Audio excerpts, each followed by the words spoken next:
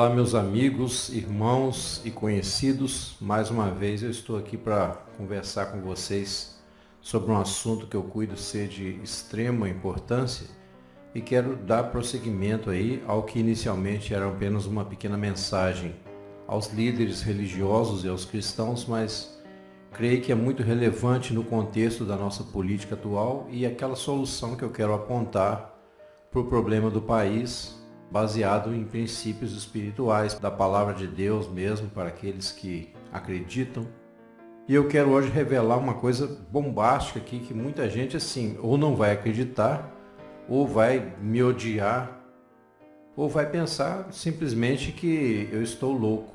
Mas como eu não me importo muito com isso, vamos ler por enquanto o versículo 13 do capítulo 12, que vai ser o tema central aqui da nossa discussão, que diz o seguinte: E quando o dragão viu que fora lançado na terra, perseguiu a mulher que dera à luz o filho homem.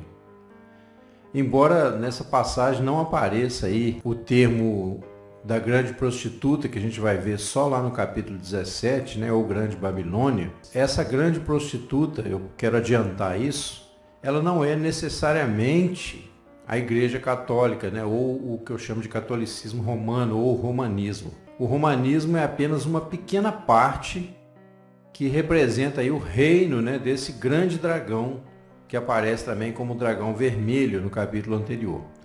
Essa lembrança é necessária porque a grande prostituta aparece lá no capítulo 17 de Apocalipse como uma mulher, obviamente, e que está em um deserto.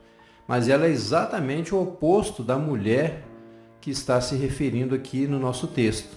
Outra coisa, esse dragão descrito em Apocalipse 12:3, como esse grande dragão vermelho, ele é a soma da cabeça, que é o próprio Satanás, com o seu corpo.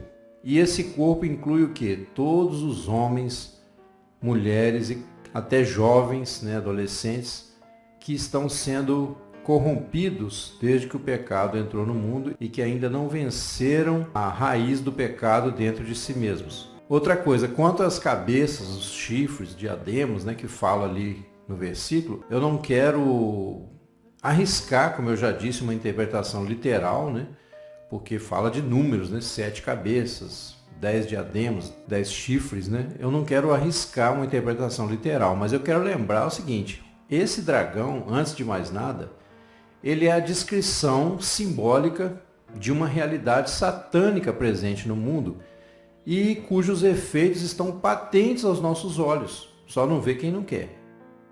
Então, essas cabeças aí bem pode representar áreas da sociedade como a política, a ciência, a religião, a arte, a tecnologia, o trabalho, a mídia, enfim, são setores da sociedade que, a princípio, eles não são bons nem ruins em si mesmos. Eles são mecanismos de funcionamento da sociedade. Eles podem ser bons ou ruins dependendo do uso que se faz deles. Mas então, nós devemos enxergar a maneira, por que e como eles foram deturpados lá no seu propósito original. E chegamos ao que temos hoje, uma sociedade onde a corrupção, onde a falência chegou a todas as instituições da sociedade. Então tem que ter alguma coisa muito forte por trás disso. O fato de que nós somos uma raça caída, escravizada ao pecado, mesmo para aqueles que não acreditam na Bíblia, é um fato inegável. Primeiro porque uma das características do pecado, como qualquer vício, como qualquer fraqueza, é que a pessoa não quer enxergar, não quer abrir os olhos para ver. E segundo, porque isso faz parte do próprio pecado, ou seja, a pessoa é escrava, E o escravo, ele não pode se libertar por si mesmo. O Senhor Jesus disse assim: todo aquele que comete pecado é escravo do pecado. Ora, o escravo não fica para sempre na casa. O filho fica para sempre. E aí ele conclui: se, pois, o Filho vos libertar, verdadeiramente sereis livres. E aí, é claro, só para dar alguns exemplos, os vícios, o orgulho, o adultério, a ganância, a luxúria, a inveja, a ostentação, ciúmes, desamor, vaidade, ignorância e o ardente desejo que o ser humano tem, por exemplo, de dominar sobre os outros, né? Só essa pequena lista aí já mostra o que o ser humano é capaz e ao que ele está preso, embora se ache livre. Desde o início dessa mensagem eu pedi que vocês não se ofendessem, né? No momento eu estou falando sobre o catolicismo, que vai sobrar para a igreja evangélica também. Mas que você que é católico não se ofenda com o que eu vou dizer, porque primeiro que eu tenho amigos católicos aos quais eu respeito e com quem eu convivo muito bem. Então não é aqui uma guerra contra a pessoa, mas sim contra o que está por trás da religião. Então peço que você não se ofenda, porque acreditando ou não, seja você católico, evangélico ou até de outras religiões, todos são vítimas desse esquema que eu vou falar, desse corpo maligno, né, que seria o grande dragão, que ele é o principal inimigo da igreja de Deus. Quer dizer, infelizmente, esse grande dragão está descrito nas escrituras que ele vai ter uma grande vitória na terra durante um tempo, antes da sua destruição final, e isso é parte de um processo necessário à santificação da igreja de Deus, né? A purificação, como diz lá em Daniel, que os justos serão provados, serão esbranquiçados, serão esfregados, como que igual você lava uma roupa suja. Então essa situação é permitida para que aqueles que são de Deus sejam aperfeiçoados e os outros, né, os ímpios, os que permanecerem aí no mal, sejam por fim destruídos pela sua própria maldade. Eu quero abrir aqui um parênteses, porque eu ainda vou discorrer sobre esse assunto depois à parte, mas a doutrina, né, tem uma doutrina católica chamada Mariologia.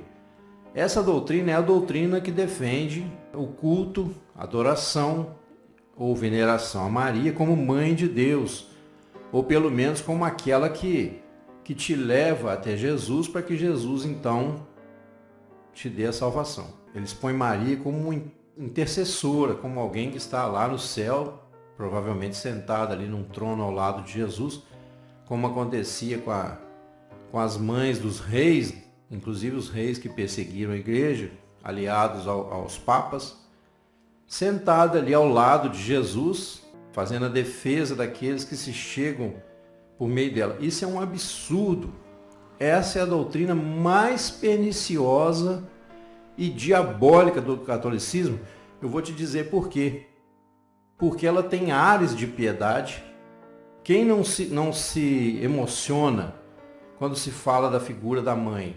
Foi a nossa mãe que nos trouxe ao mundo, né? Vamos dizer assim, que nos gerou, que cuidou, que nos carregou nos braços, que amamentou.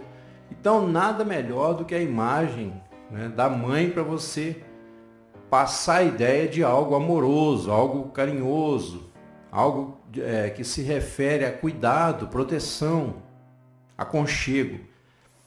Essa doutrina tem ares de piedade, mas ela dilui a mensagem do Evangelho, evitando que o pecador, que o ser humano viciado em todas as suas luxúrias, ele tenha um confronto direto, real com Jesus Cristo, que é o único Salvador. Então, é muito bonito, mas não resolve o problema.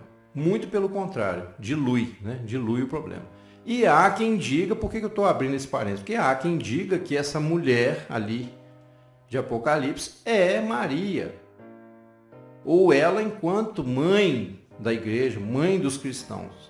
Não existe isso, tá, pessoal? O Senhor Jesus foi bem enfático quando, no primeiro milagre que ele fez, Maria quis ali se intrometer, vamos dizer assim, né? É lógico, com excelente intenção, a melhor de todas, mas numa área que não pertencia a ela.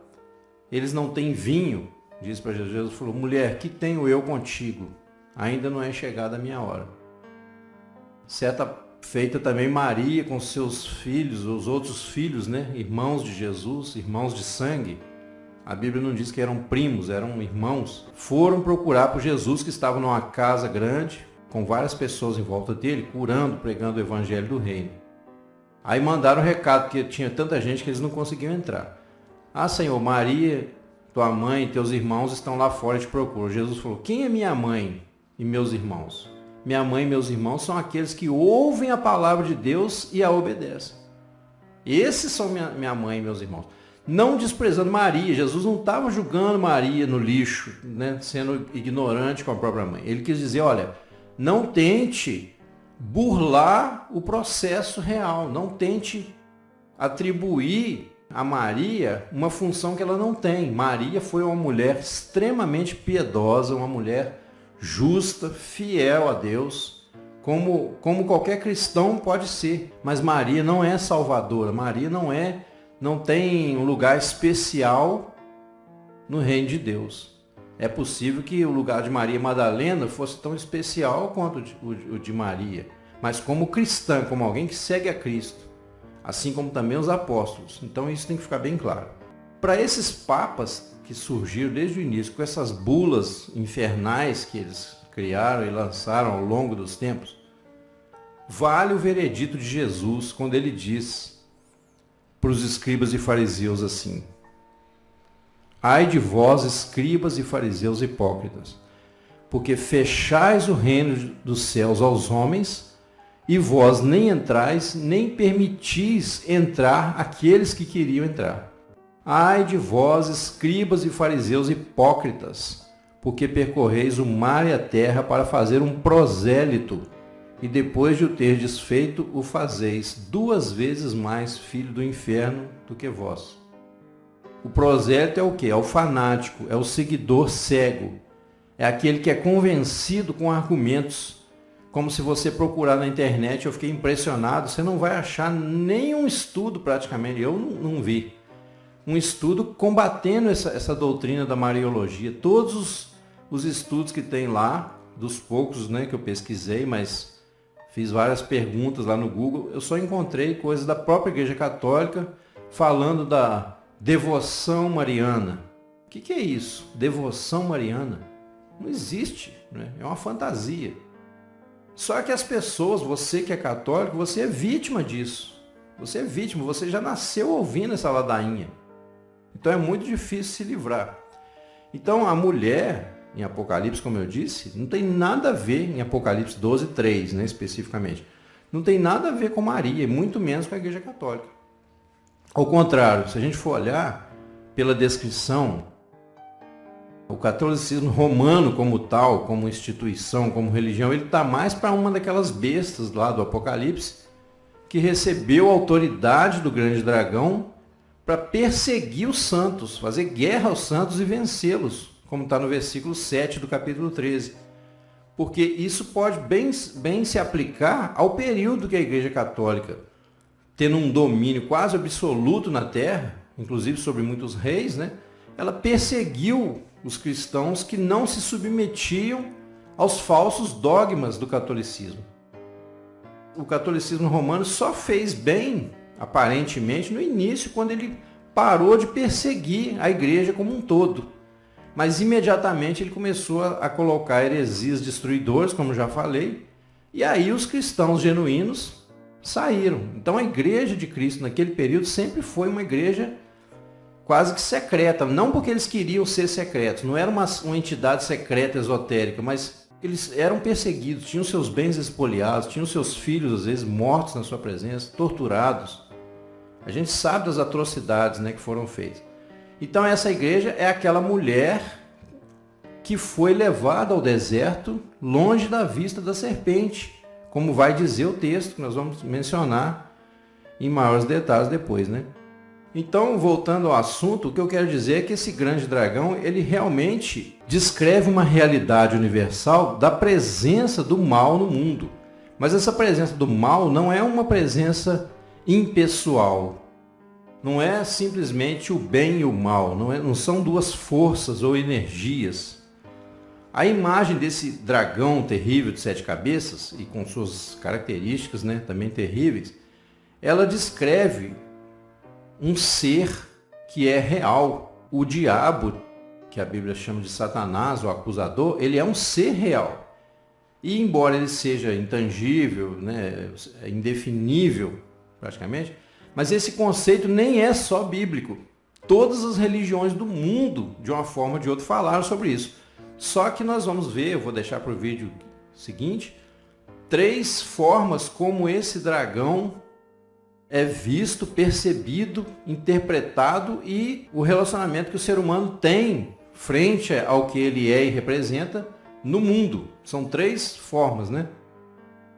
Se você for olhar, fizer uma breve pesquisa, você vai ver que há mais de 3.000 anos antes de Cristo, que já se encontravam textos e até gravuras que representavam essa figura, essa criatura abominável de alguma forma. Quer dizer, isso mostra que ela ronda o inconsciente coletivo da humanidade, mas não somente isso.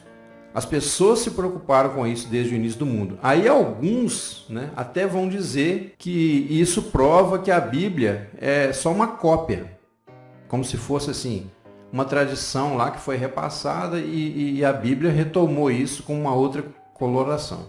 Mas não, a gente vai ver que é o contrário. Na verdade, o fato de toda a humanidade descrever, né, esse fenômeno é por quê? Porque ele é uma força que está no mundo, que é percebido de uma forma ou de outra, e que paralisa as pessoas. E ele usa, um dos braços mais fortes que ele usa é justamente o temor do ser humano. Então ele, através de um sistema político, científico, religioso, ele prende as pessoas na ignorância, no medo. E aí você fica assim, você fica até sem força para questionar isso. Você nem questiona. Você simplesmente aceita que há mesmo aqueles que mandam no mundo e aos que obedecem. Quando o ser humano é um ser livre diante de Deus. Ele não foi feito para ser escravo de ninguém. Vou dar um exemplo aqui. Tem uma chamada Paleta de Narmer, que é uma obra de arte egípcia que foi descoberta em 1898, numa cidade do Egito chamada Hieracómpolis, que ela é considerada uma das mais antigas obras de arte que representa o triunfo do deus rei egípcio sobre os seus inimigos. Ela é datada de cerca de 3.125 anos antes de Cristo. Quer dizer, esses que tentam desacreditar a Bíblia e enquadrar na categoria de um livro de lendas e crendices, eles teriam que desbancar todas as religiões do mundo, praticamente, principalmente as mais representativas, porque elas falam desse dragão de uma forma ou de outra, ou desse inimigo, como nós falamos aqui, sobre o qual o deus rei egípcio teria triunfado, vamos dizer assim. Essas pessoas, elas não enxergam que, ao contrário, se todas as religiões do mundo falam desse ser, seja na forma de mitologia, seja o que for, é porque é um ser que não tem como você descrever, não somente ele em si, mas a atuação dele no mundo, você descrever em palavras, como num argumento científico, você descreve um produto, um objeto. O que na verdade acontece é que essas religiões, cada uma delas enxergou de um ponto de vista limitado, de acordo com a sua cultura, de acordo também com um processo de preparação do coração humano que só Deus conhece, um processo para levá-lo, através dessa limitação, dessa prisão na sua própria ignorância da realidade total, levá-lo através dessas culturas a almejar mais, desejar mais e por fim encontrar a luz verdadeira, que só foi revelada em Cristo. E a verdade sobre o grande dragão está finalmente, completamente revelada no livro de Apocalipse. As outras religiões tiveram uma visão parcial, porque para quem já leu um livro chamado Fator Melquisedeque, né, você sabe do que eu estou falando, que é uma pequena amostra, vamos dizer assim, que Deus deixou como se fosse um proto-evangelho em todas as culturas do mundo, que conduziria o homem através do arrependimento, através até do sofrimento, mas não por ter a visão limitada, e sim, ao contrário, a visão limitada era a causa, né, do sofrimento, o pecado, a ignorância, através desses proto-evangelhos, nessas visões parciais da verdade, finalmente serem levadas a Cristo. Então todas as nações do mundo têm um elo na sua cultura, na sua religião, que pode levá-lo a transcender e encontrar o Messias, né? O Cristo prometido, o Verbo que se fez carne, veio e habitou entre nós. Como eu já disse, mesmo os que não creem na realidade do mundo espiritual, eles sabem que há uma força tão grande no mundo. Por exemplo, quando você olha para os poderosos desse mundo, você olha para um Bill Gates, só para dar alguns exemplos, uma família Rockefeller, os Rothschilds, né, que todo mundo comenta, JP Morgan e outros, eles têm um poder de administração, de realização do que eles querem, de produção, de influência, né, conhecimento, que as pessoas ficam admiradas ao ponto de pensar assim, essa turma, né, deve ser de reptilianos, são seres de outros planetas mascarados aí de humanos, né, porque não é possível que eles tenham tanto poder. Só que essa gente, de uma certa forma, ao mesmo tempo que tem uma espécie de inveja, né, tem também uma admiração, cumprindo o que está escrito lá em Apocalipse 13:3, quando diz assim, e toda a terra se maravilhou seguindo após a besta. Então a besta aqui, não estou dizendo que o fulano de tal é uma besta, não necessariamente, né, embora uma coisa seja decorrente da outra, mas a besta aqui são principados, são poderes, né, que essas pessoas conquistaram através de alianças malignas, através de corrupção nas várias áreas, na política, nas ciências, as vacinas que são produzidas para enriquecer a indústria farmacêutica, os cosméticos aí da indústria da beleza, da moda. Então, através desses elementos que a princípio seriam simplesmente mecanismos de funcionamento da sociedade, esses mecanismos são manipulados por essas pessoas que recebem a autoridade da besta, que recebem a autoridade do grande dragão. A Igreja Católica foi o braço, né, ou a cabeça, vamos dizer assim, desse dragão, uma das cabeças, que se infiltrou diretamente no cristianismo, não somente oficializando o cristianismo como religião oficial, mas também entrando na doutrina essencial e distorcendo essa doutrina. Então eles foram na essência do Evangelho. Jesus é o único Salvador. A Igreja Católica coloca então Maria como a grande mãe, aquela compassiva, boazinha. Tudo bem que Maria, a mulher, a mãe de Jesus lá em Nazaré, foi uma mulher extremamente piedosa. Mas o resto, pessoal, é aberração. Então eu vou parar por aqui. No próximo vídeo eu pretendo falar dessas três formas, né, como a humanidade, e você, no caso, vai se enquadrar em uma delas, como ela se relaciona com esse dragão. Nós vamos falar isso em maiores detalhes. Eu sei que a revolta vai ser grande, talvez por parte de muitos que me ouvirem. Por quê? Porque são escravos do pecado. Não estou dizendo que eu seja uma pessoa perfeita, longe de mim. Mas há um momento em que Cristo entra na sua vida e tira de você a raiz do pecado. Você não é mais uma pessoa gananciosa, cobiçosa das coisas desse mundo, porque Tiago nos alerta que os deleites, né, os prazeres, é que leva a pessoa a fazer o mal. Ele diz, de onde provém as guerras e contendas entre vós? Dos deleites que nos vossos membros guerreiam. Então, quando o Senhor Jesus entra na nossa vida, ele tira a raiz do pecado, ou seja, essa cobiça pelas coisas do mundo. E aí, se nós erramos, erramos por limitação, mas não mais por maldade, por uma violência, por uma inveja dos outros, por um desejo de usurpar, de furar o olho dos outros. Então essa é a diferença. O cristão, ele peca por limitação, nós ainda estamos no corpo, mas ele não peca por intenção, ele não é uma pessoa que depende, né, de sugar a alma do outro para que ele tenha a sua própria felicidade, porque a nossa felicidade verdadeira, a nossa alegria está dentro de nós, o reino de Deus está dentro de nós e não nas coisas externas. Então eu vou ficar por aqui para o vídeo não ficar longo, te aguardo aí na próxima mensagem, né? Se você sobreviver a esta pequena tempestade. Então, fica aí o meu abraço, até a próxima, se Deus quiser.